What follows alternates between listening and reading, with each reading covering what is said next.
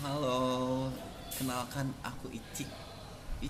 Icik itu sih nama panggilan aku. Nama aku sebetulnya bukan Icik, tapi mereka viral. Viralnya nih ya viral jelek-jelek, maksudnya viral kaleng-kaleng lah kalau dibilang. Hanya sekitar 20, 30, 5, ratusan orang, cuman nggak sampai ratusan, paling ratusan ya yang kenal aku Icik. Itu di era tahun 2013 sampai sekarang nama aku masih dipanggil Icik. Berarti sekitar berapa tahun yang 5 tahunan lah, 5 tahun 6 tahun gitu.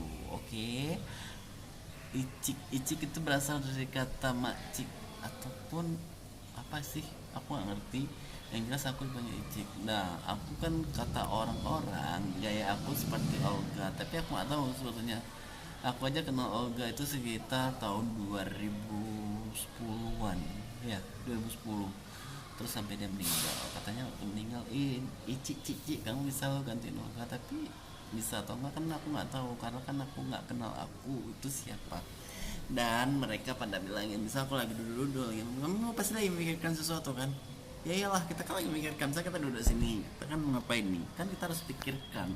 Nah, jadi orang tuh beranggapan aku memikirkan berarti memang nggak salah, karena kan semua manusia pasti punya pikiran ya kan, mau makan mau minum pasti pikir, oh ini aku makan nasi, justru ambil ayam ikan atau telur ya kan, sambil memikirkan. Teman anda tahu, kalau nggak kita pikirkan ya namanya kita nggak punya otak ya kan.